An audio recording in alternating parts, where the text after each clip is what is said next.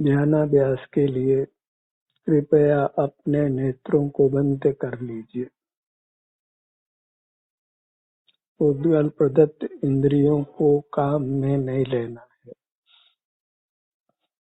इसी से हम निरंतर मूर्त से बंधे हैं। बंधन में सुख नहीं है।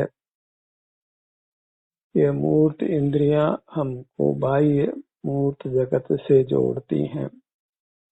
बाह्य मूर्त जगत में किंचित भी सुख नहीं है। हमारा सुख हमारे में है। उसका अनुभव करने के लिए मूर्त इंद्रियों की आवश्यकता नहीं है। जब हम इंद्रियों का तिरस्कार कर इंद्रिय ज्ञान नहीं करते हैं तो स्वतः ही हमको हमारा सुख अनुभव में आने लगता है।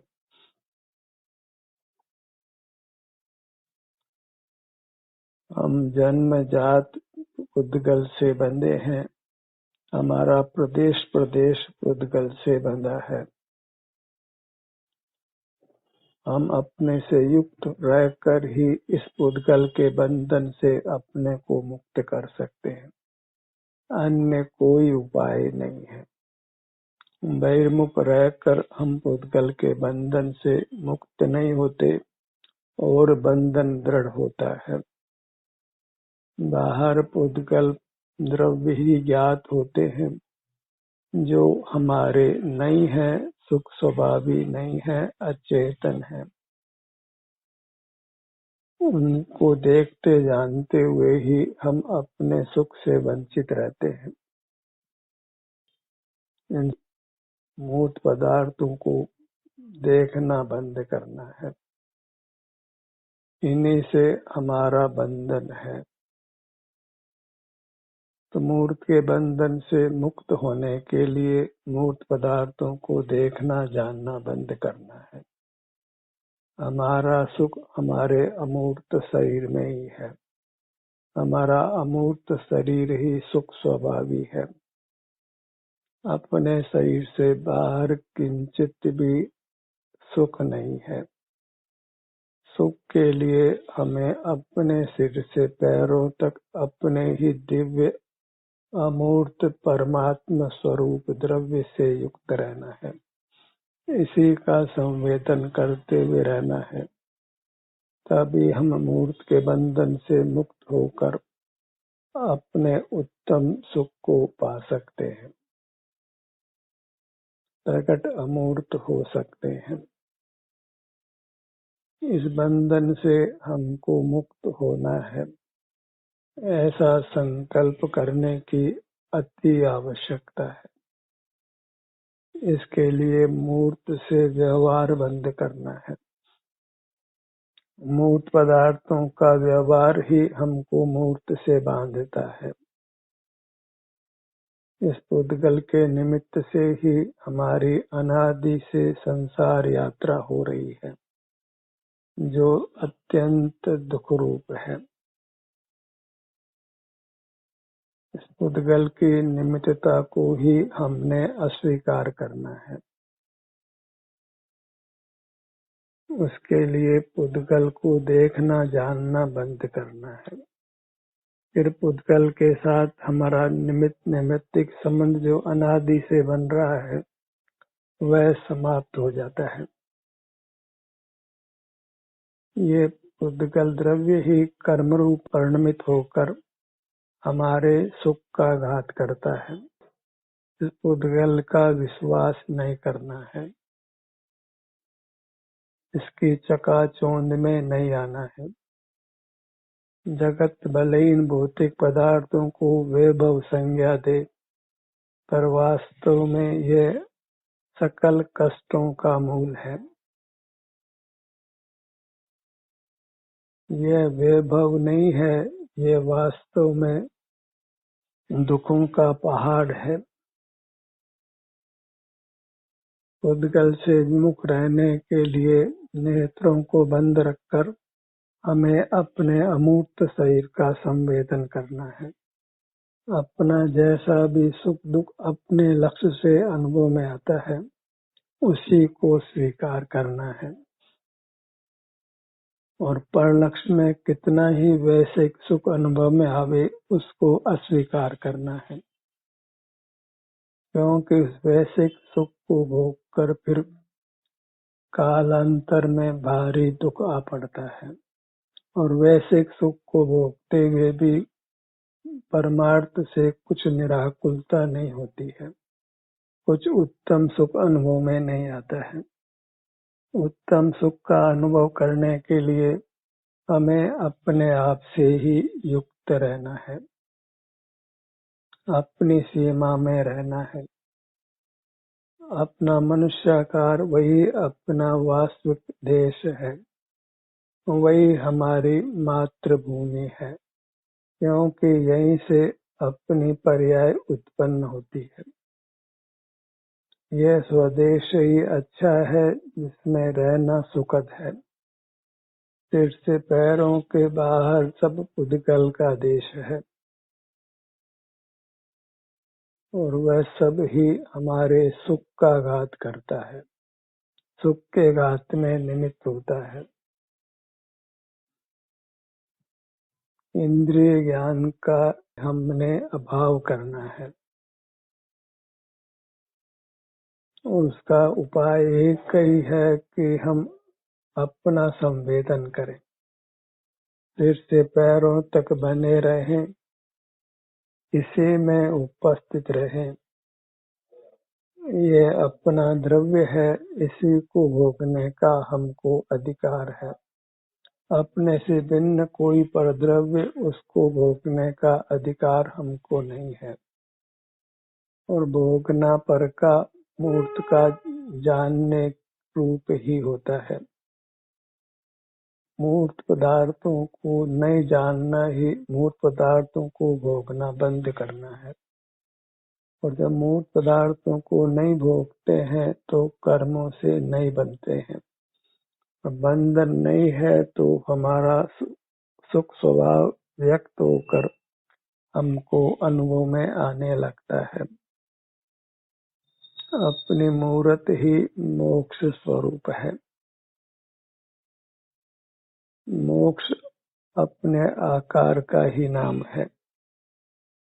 परमात्मा भी अपने अमूर्त आकार का ही नाम है। ऐसे मोक्ष स्वरूप अपने परमात्मा को पहचान कर इससे युक्त रहना है। और ये अत्यंत सुख स्वरूप है, निराकुलता रूप है, स्वास्थ्य रूप है। और यहाँ रहकर हम पुद्गल की पराधीनता से मुक्त होते हैं।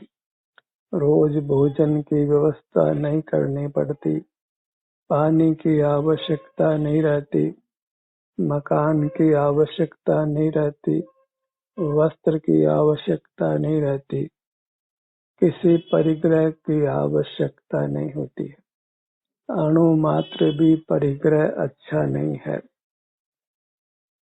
न भोजन सामग्री का परिग्रह अच्छा है, न वस्त्र का, न आवास का, किसी पुद्गल का परिग्रह नहीं करना है। उसके लिए हमें अपना ही परिग्रह करना है, अपने मूर्त को ही चारों ओर से ग्रहण करना है। सिर से पैर तक, बाएं से दाएं, अपनी मूर्त को लक्ष्य में लीजिए।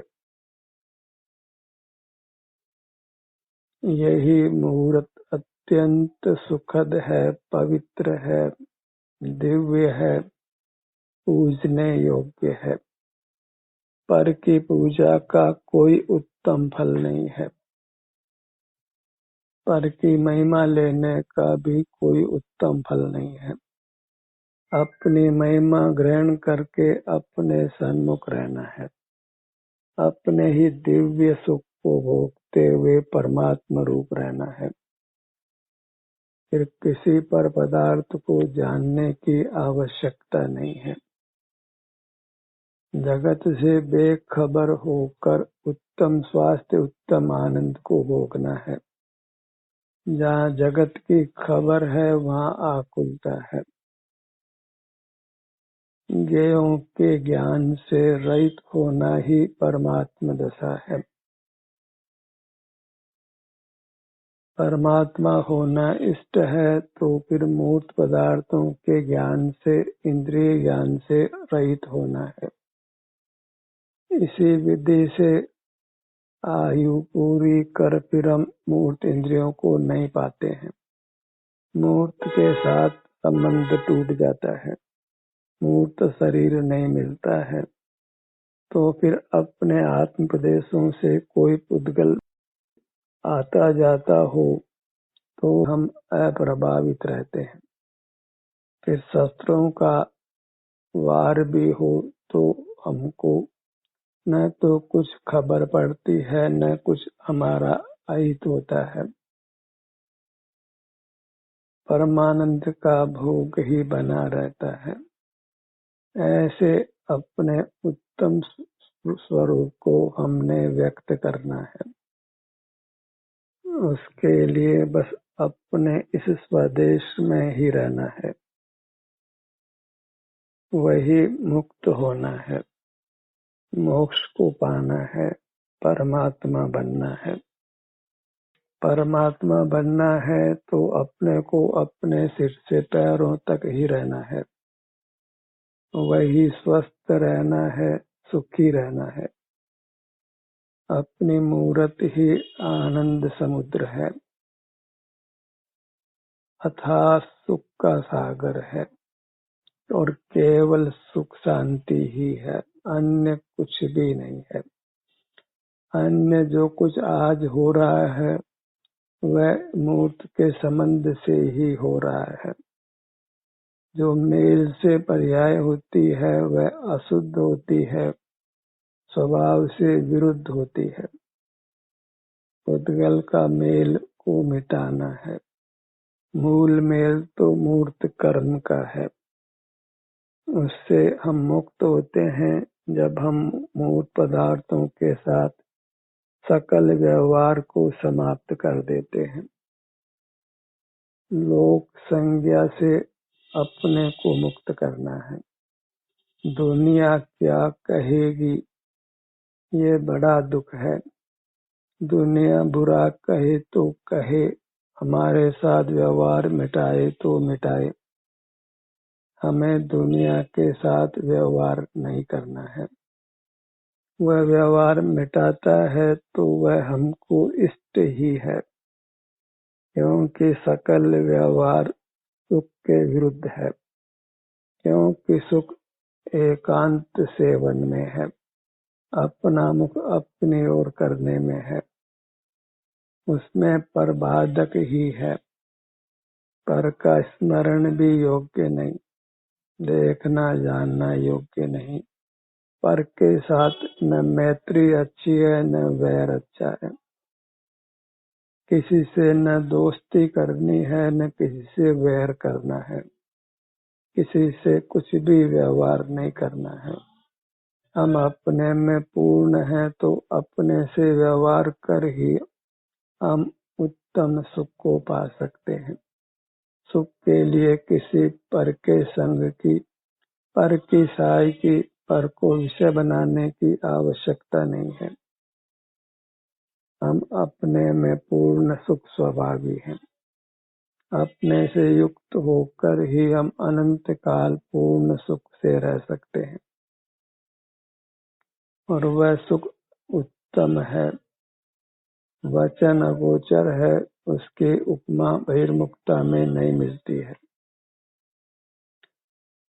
बहिर्मुक्ता को ही समाप्त कर हमने अत्यंत स्वस्थ और सुखी होना है। अपना निज विस्तार वही हमारा चैतन्य लोक है। महान है, अभी नाना अंगोपांग रूप है। बड़ा होने से ही इसमें अंग उपांग की कल्पना होती है। प्रदेश विभाग करना संभव होता है। और मनुष्याकार होने से नाना आकार के अंग बने हैं, पर सर्व भाग सुखमय है।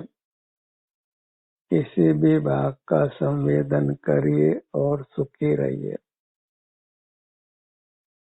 निरोग रहिए, निराकुल रहिए, वीतराग रहिए।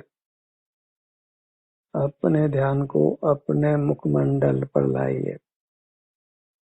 मुखमंडल के स्वास्थ्य की स्थिति को भोगिए।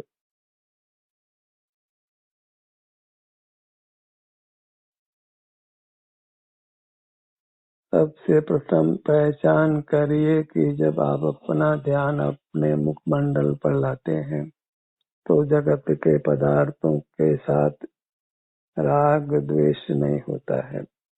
राग द्वेष होने की पहली शर्त यह है कि कोई पर पदार्थ हमारे ज्ञान का विषय बने। जब हमारा कोई ज्ञेय नहीं होता है तो फिर राग द्वेष भी नहीं हो सकता है। अपना ही अनुभव कर रहे होते हैं तो अन्य पदार्थ के ज्ञान में नहीं आने से हम वीतराग रहते हैं, निराकुल रहते हैं। निराकुल रहना है तो बस इंद्रिय ज्ञान का ही निरोध करना है, और ज्ञान तो सकल ही इंद्रिय ज्ञान है, क्योंकि वह मूर्त के आश्रय से ही होता है। अब ये मार्ग की सच्ची समझ होती है, उसमें भी मूर्त ही निमित्त होता है, क्योंकि अपने आश्रय से समझ नहीं है, सुख का अनुभव है। स्वानुभव में कुछ समझ नहीं है, केवल सुख का भोग है, क्योंकि समझ भी विकल्पात्मक होती है और विकल्प है वह चिंता रूप होता है। उसमें हम अपने स्वरूप से तो च्युत रहते ही हैं, पर आकुलता भी होती है। इसलिए सब विकल्पों को छोड़कर क्या अच्छा है क्या बुरा है ऐसा भी विकल्प छोड़कर अपने सुख को भोगना है। यह अतीन्द्रिय सुख है, जिसको भोगने पर फिर हम उस भोग में ही निमग्न हो जाते हैं, स्थिर हो जाते हैं और अनंत काल सुखमय बने रहते हैं। ऐसा अपना भोग उत्तम भोग है।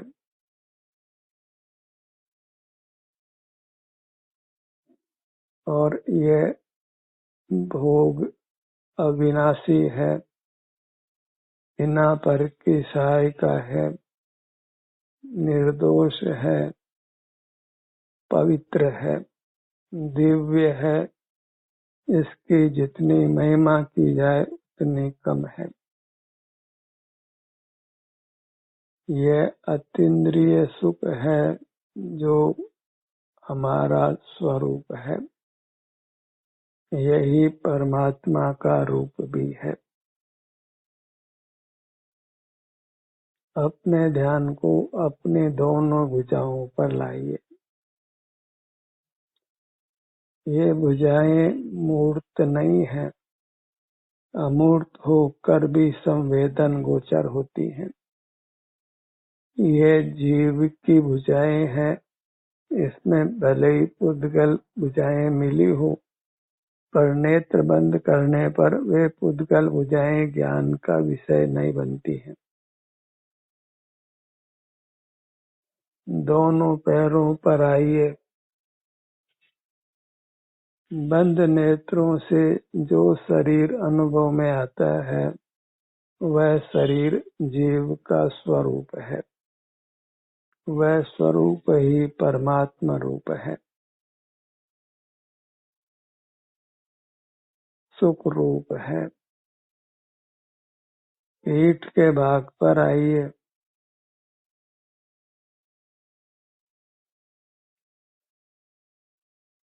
अपने में ठहर जाना है। और परमात्मा हो जाना है। पुद्गल की पराधीनता से, पुद्गल की आवश्यकताओं से अपने को मुक्त कर लेना है।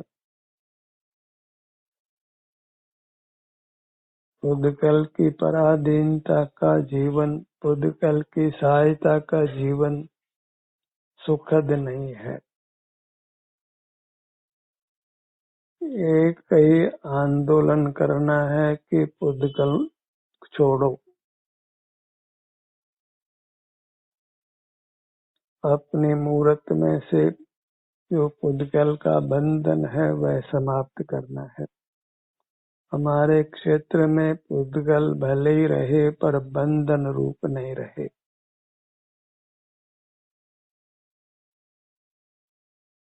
एक क्षेत्र होगा, पुद्गल के होने मात्र से कोई दुख नहीं हो सकता है। दुख बंधन का है। उस बंधन को ही मिटाना है।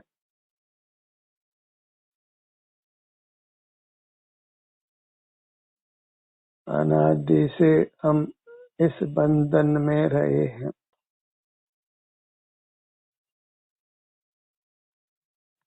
जो बीत गया सो बीत गया।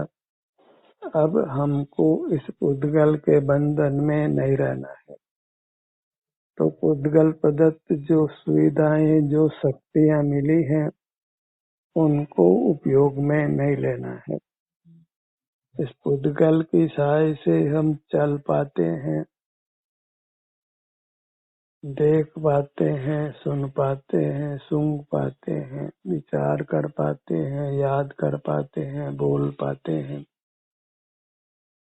नाना प्रकार के खेल खेल पाते हैं, धन अर्जित कर पाते हैं, धन की रक्षा करते हैं, धन को भोगते हैं।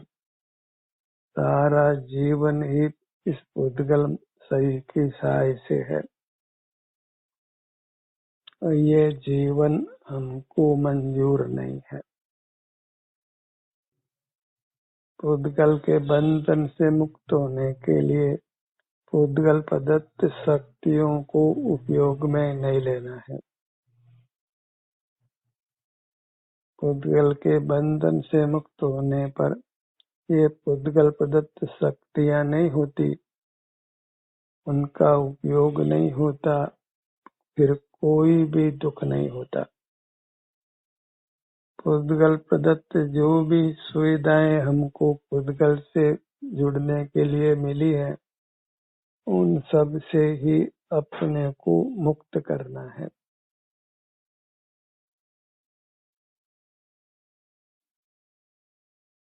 प्रथम से प्रथम पुद्गल प्रदत्त ज्ञान को अस्वीकार करना है। यही अन्य सब शक्तियों के उपयोग में निमित्त होता है।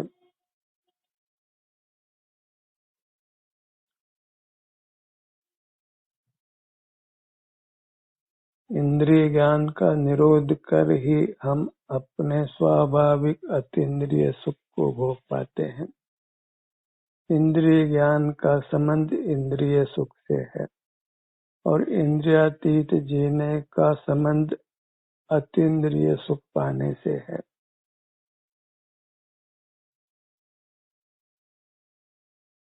एक ही लक्ष्य कि हमको भगवान होना है, जिनेंद्र होना है, मूर्त के बंधन से रहित होना है, मूर्त पदार्थों के देखने, जानने या अन्य प्रकार से मूर्त पदार्थों के साथ व्यवहार करना बंद करना है।